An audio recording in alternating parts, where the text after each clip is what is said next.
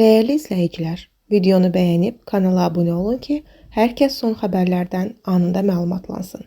Dünyada hərbi münaqişələrin artdığı bir dövrdə insanların təhlükəsizliyi üçün görülən tədbirlər də aktuallığını qoruyur. Belə ki, müharibələr, nüvə sızıntıları, kimyəvi silahların tətbiqi, bir sıra təbii fəlakətlər zamanı əhalinin təhlükəsizliyinin təmin edilməsi üçün bunker və sığınacaqlardan istifadə edilir.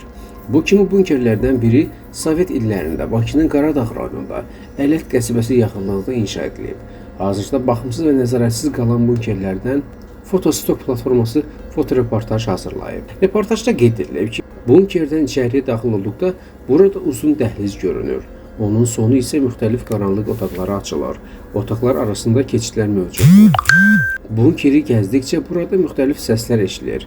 Bəzi otaqlarda yararsız monitorlar var. Bunkerə nəzər saldıqda buranın böyük bir yer olduğu məlum olur.